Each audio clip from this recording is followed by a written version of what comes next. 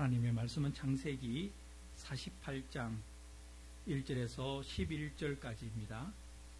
여러분과 제가 함께 봉독하겠습니다. 시작.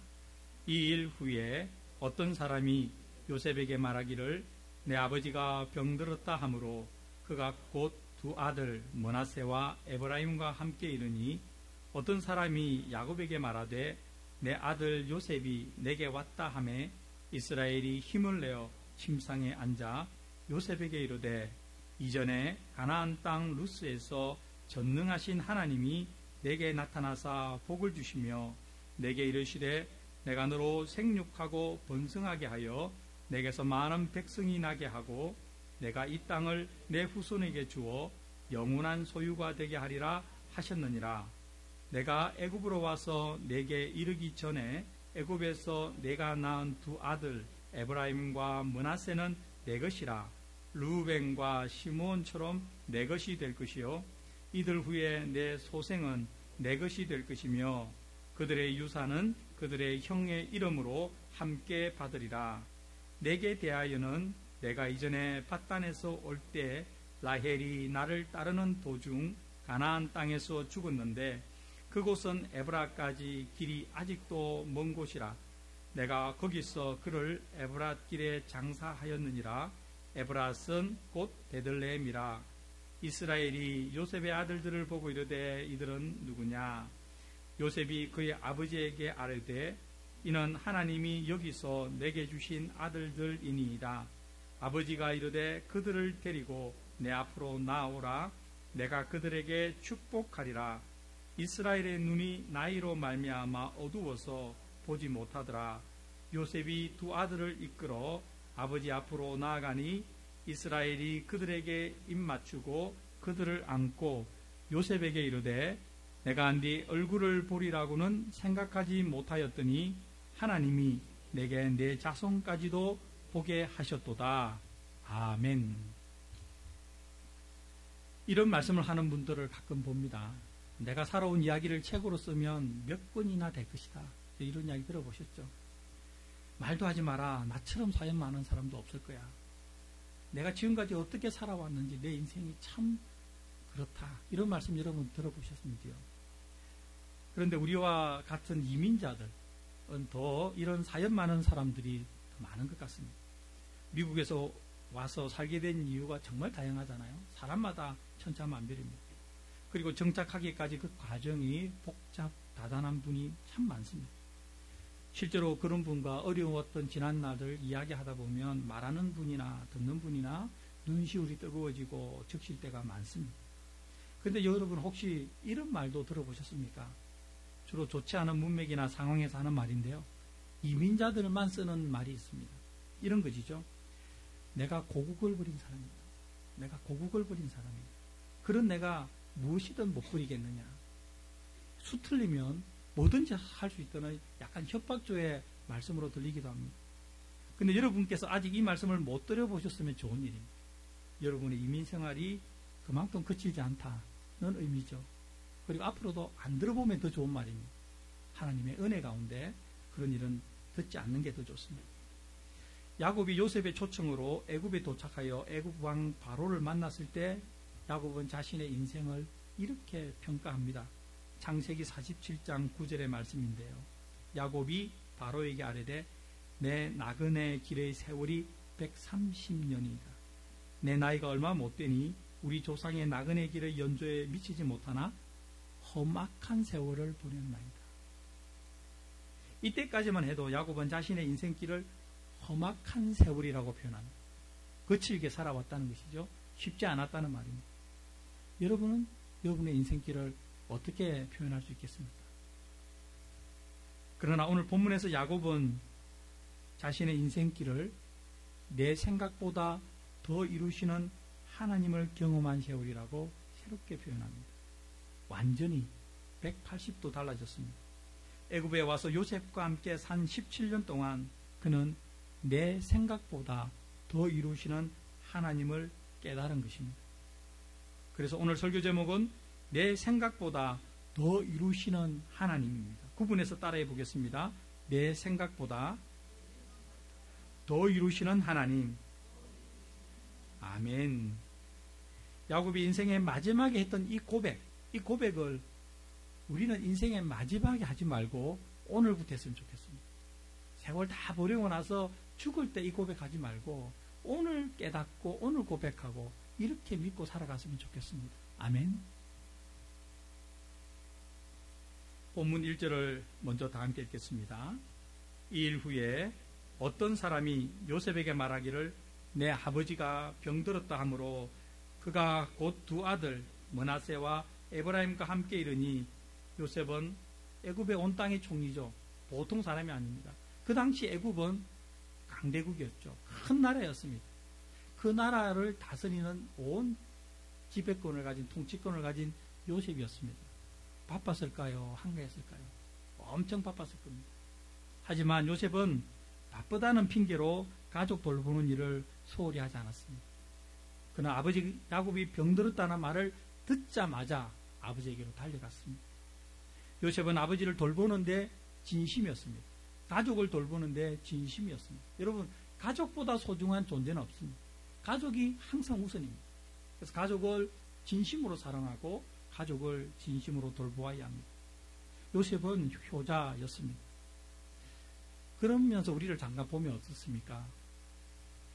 여러분과 저는 이런 말씀 드리기 좀 죄송하지만 대부분 불효자일 가능성이 높습니다. 왜냐하면 다른 어떤 행위를 잘못해서가 아니라 부모님을 한국에 두고 있는 이민자이기 때문에 이민자가 할 수 없는 그 부분이 있잖아요. 우리가 이민자로서 살아가면서 느끼는 가장 애타는 순간은 부모님이 힘들 때, 부모님이 나를 필요로 할 때, 나의 도움이 필요할 때 함께 있지 못하다는 것입니다. 그렇지 않습니까? 그런 면에서 우리는 불효의 마음을 안고 살아가고 있습니다. 그러니 너무 늦지 않았다면, 즉 부모님이 생존해 계시다면 할 수 있을 때 잘해드려야 합니다. 여러분, 전화를 자주 드립시다. 아멘. 용돈을 많이 드립시다. 아멘. 기도를 많이 합시다. 퍼펙트하지 않습니까? 3종 선물 세트 아닙니까? 전화 자주 드리고 용돈 많이 드리고 기도 많이 해드리는 것, 그게 효도할 수 있는, 이민자로서 할 수 있는 가장 최선의 방법이다. 저는 그렇게 생각합니다. 요셉은 급하게 야곱에게로 가는 길에 두 아들 므낫세와 에브라임을 데리고 갑니다. 그냥 데리고 간 거 아닙니다. 요셉은 생각이 있잖아요. 이것이 중요합니다. 아이는 부모의 모습을 배우면서 자랍니다. 효도하라는 10번의 말보다 직접 효도하는 모습을 보이는 것이 참된 교육입니다. 신앙교육도 저는 마찬가지로 생각합니다. 자녀들에게 성경 읽어라, 기도해라, 예배 드려라, 이런 말을 10번 하는 것보다 부모가 직접 하는 모습을 보여주는 것이 최고의 신앙교육입니다. 부모가 살아가면서 어려울 때, 힘들 때, 슬플 때, 그때 어떻게 우리 어머님, 아버님이 믿음으로 하나님 앞에 나아가는가, 그 모습을 기억하는 자녀는 그렇게 성장해 나갑니다.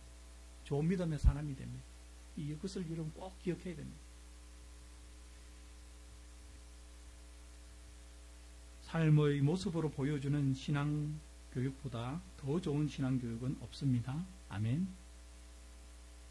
본문 2절을 다 같이 읽겠습니다. 어떤 사람이 야곱에게 말하되 내 아들 요셉이 내게 왔다 하매 이스라엘이 힘을 내어 침상에 앉아. 야곱은 노년이었고 늙었고 병이 들었습니다. 힘이 없습니다. 그러나 요셉이 방문했다는 말을 듣고 있는 힘을 다해 일어납니다. 요셉이 자신의 아들이지만 동시에 요셉은 애굽 온 땅을 다스리는 총리 아닙니까? 어렵게 시간을 내어 급하게 찾아왔고 또 자신의 병 때문에 얼마나 걱정할까를 헤아리는 아버지의 마음이기 때문에 그는 힘을 다해서, 있는 힘을 다해서 일어납니다. 요셉을 인격적으로 존중하고 진심으로 대합니다. 자녀는 부모에게 효도해야 하지만 부모 역시 자녀를 인격적으로 대해야 합니다. 자녀는 부모의 소유물이 아닙니다. 내 마음대로 이것저것 할 수 있는 대상이 아닙니다. 이러한 가족 간의 마음가짐과 태도를 에베소서 6장은 이렇게 정리하고 있습니다. 1절에서 4절까지입니다. 자녀들아, 주 안에서 너희 부모에게 순종하라. 이것이 옳으니라. 내 아버지와 어머니를 공경하라. 이것은 약속이 있는 첫 계명이니 이로써 내가 잘되고 땅에서 장수하리라. 또 아비들아, 너희 자녀를 노엽게 하지 말고 오직 주의 교훈과 훈계로 양육하라. 아멘. 자녀를 노엽게 하면 안 됩니다. 자녀를 비인격적으로 대하면 안 됩니다. 이어지는 본문 3절과 4절을 다 함께 읽겠습니다. 요셉에게 이르되 이전에 가나안 땅 루스에서 전능하신 하나님이 내게 나타나사 복을 주시며 내게 이르시되 내가 너로 생육하고 번성하게 하여 내게서 많은 백성이 나게 하고 내가 이 땅을 내 후손에게 주어 영원한 소유가 되게 하리라 하셨느니라. 가나안 땅 루스는 우리가 잘 알고 있는 베델을 가리킵니다. 베델의 옛 이름이 루스였습니다. 오래전에, 아주 오래전에 야곱은 형 에스의 위협을 피해서 도망갔잖아요. 자기 집 브엘셰바를 떠나 바단 아람으로 가는 길 중에 한 곳에 머물러 돌베개를 베고 잠을 잤습니다. 야곱은 그 밤 꿈에 하늘에 닿은 사닥다리를 천사가 오르락 내리락 하는 것을 보았습니다. 그리고 그때 하나님께서 하시는 음성을 들었습니다. 이렇게 말씀하셨습니다. 나는 여호와니 너희 조부 아브라함의 하나님이요 이삭의 하나님이라. 내가 누워있는 땅을 내가 너와 내 자손에게 주리라. 내 자손이 땅의 티끌같이 되어 네가 서쪽과 동쪽과 북쪽과 남쪽으로 퍼져나갈지며 땅의 모든 족속이 너와 내 자손으로 말미암아 복을 받으리라. 내가 너와 함께 있어 내가 어디로 가든지 너를 지키며 너를 이끌어 이 땅으로 돌아오게 할지라. 내가 내게 허락한 것을 다 이루기까지 너를 떠나지 아니하리라 하신지라. 아멘. 얼마나 축복의 말씀입니까? 이런 축복의 말씀을 야곱은 들었고 평생 마음에 간직하고 살았습니다. 그런데요, 뜬금없이 이 시점에서, 이 상황에서 야곱이 요셉에게 베델에서의 하나님의 축복을 말하는 이유가 무엇일까요? 그 이유는 야곱 자신이 하나님의 축복 속에 있다는 사실을 되새겨주는 것이고요. 야곱이 하나님의 축복 속에 있다는 것은 야곱의 아들인 요셉도, 그리고 요셉의 아들인 에브라임과 므낫세도 하나님의 축복 속에 있다는 것을 요셉에게 되새겨주기 위한 것입니다. 야곱은 이 말을 하고 싶었던 것이죠. 요셉아, 누가 뭐라고 해도 너는 하나님께 속한 사람이야.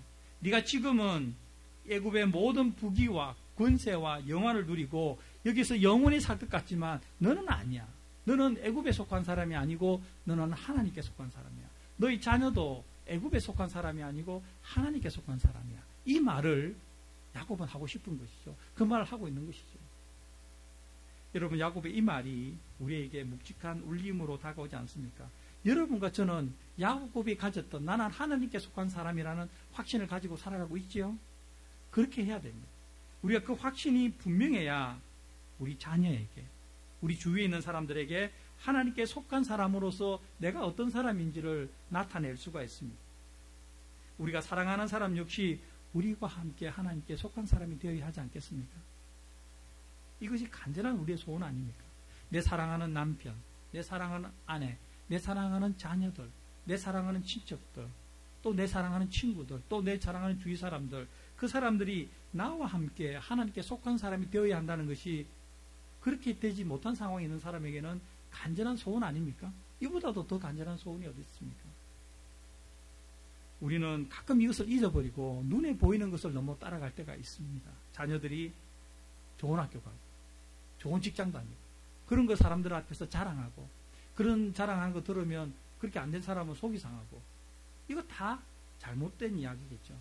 그것보다 더 중요한 것, 좋은 학교, 좋은 직장 가지고 세상에 속한 사람으로 잘 살아가는 것보다 더 중요한 것은 어떤 일을 하든 무엇을 하든 하나님께 속한 사람으로 살아가는 것입니다. 아멘. 우리가 사랑하는 사람들이 건강하고 부유하고 출세하는 것. 여러분, 남편을 위해서 기도하잖아요. 아내를 위해서 기도하잖아요. 하는 일이 잘 되고 건강하기를. 그러나 그렇게 살아가는 것보다 더 중요한 것은 내 사랑하는 사람이 하나님께 속한 사람으로 살아가는 것입니다. 함께 아멘 합시다. 아멘. 이런 믿음으로 살았던 야곱은 이어지는 본문에서 이제 죽음 앞에서 이 소중한 일을 인생의 마무리 숙제, 마지막 숙제로 이렇게 하고 있는 것을 볼 수 있습니다. 본문 5절과 6절을 다 같이 읽겠습니다. 내가 애굽으로 와서 내게 이르기 전에 애굽에서 내가 낳은 두 아들 에브라임과 므낫세는 내 것이라. 르우벤과 시므온처럼 내 것이 될 것이요 아들 후에 내 소생은 내 것이 될 것이며 그들의 유산은 그들의 형의 이름으로 함께 받으리라. 이 본문이 굉장히 중요한 본문입니다. 이 당시는 무슨 상황인지 잘 몰라서 그냥 지나갈 수 있어도요, 우리가 성경을 읽다 보면 이것이 앞으로 있을 400년 후에 있을, 그리고 영원히 이어질 이스라엘 민족의 운명에 대한, 모습에 대한 예언을, 앞날을 예언하는 말씀입니다. 본래 야곱은 아들이 12명이었죠. 민수기를 보면 하나님은 그 중에서 레위 지파를 따로 구분해냅니다. 그리고 그 레위 지파에게 성막을 다루는 일, 보관하는 일, 관리하는 일과 제사장의 역할을 맡기셨습니다. 그러면 11지파가 남잖아요. 그 11지파 중에서 또 요셉을 빼냅니다. 그러면 10지파가 남잖아요. 이 10지파 남은데 요셉의 두 아들 에브라임과 므낫세를 넣습니다. 그렇게 해서 12지파가 다른 모습의 형태로 처음에 12형제와는 다른 모습의 형태로 이루어지게 됩니다. 그리고 야곱의 유언과도 같은 본문의 말을 한 지 400년의 시간이 흘러서 이스라엘이 모세의 인도로 애굽을 벗어나게 됩니다. 그들은 군대 진영을 편성했는데요. 그때 서쪽, 성막의 서쪽을 맡은 서쪽 군대가 바로 에브라임 지파와 므낫세 지파가 그 일을 맡았습니다.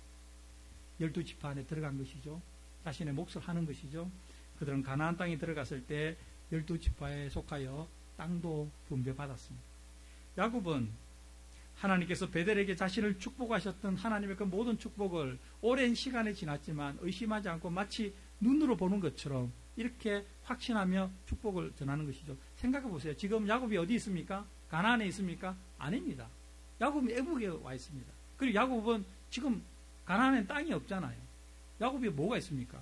하나님의 약속 외에는 가나안 땅에 대해서 권한이 하나도 없습니다. 그러나 하나님께서 주실 것을 확신하고 이미 앞으로 이스라엘 민족이 12지파를 이루어서 가나안에 들어가서 어떻게 살지를 확신하면서 예언하면서 축복하고 있는 것이지요. 그리고 야곱의 이 축복은 하나도 남김없이 그대로 성취되었음을 우리는 성경을 통해서 너무나 잘 알고 있습니다. 저는 이 말씀에서 우리도 이렇게 되었으면 좋겠다 이런 생각을 합니다. 우리도 이렇게 되었으면 좋겠다. 하나님의 말씀을, 성경에 기록되어 있는 말씀을 있는 그대로 받아들이고 의심하지 않고, 그리고 눈에 보이는 내 인생이 다가 아니라 하나님께서 말씀하신 죽음 이후의 삶이 있다. 이 땅에 살아가면서도 하나님의 나라가 이 땅에 있다. 그것이 나에게 중요하다. 이것을 마치 눈으로 보는 것처럼 믿고 인식하며 살아간다면 야곱처럼 이렇게 살아갈 수 있지 않을까요? 가진 것 하나 없지만 하나님의 약속 하나 붙들고 자녀들을 마음껏 축복할 수 있는 사람. 여러분과 제가 하나님의 말씀을 있는 그대로 누리면 이 세상에서도 하나님의 말씀이 성취되는 천국의 삶을 누리고 죽어 저 천국에서는 더 완전한 천국의 삶을 누리게 될 것입니다. 아멘. 꼭 그렇게 살아갑시다. 아멘. 본문 7절을 다 함께 읽겠습니다. 내게 대하여는 내가 이전에 바단에서 올 때에 라헬이 나를 따르는 도중 가나안 땅에서 죽었는데 그곳 에브라까지 길이 아직도 먼 곳이라 내가 거기서 그를 에브라 길에 장사하였느니라. 베들레헴이라. 이제 에브라임과 므낫세를 축복하는 이야기를 하다 갑자기 뜬금없이 야곱이 라헬 이야기를 합니다. 라헬은 누구입니까? 지금 야곱의 눈앞에 있는 요셉의 친모잖아요. 요셉을 낳은 어머니가 라헬이잖아요. 그리고 성경을 보면 야곱이 처음부터 사랑했던 사람이 라헬이잖아요.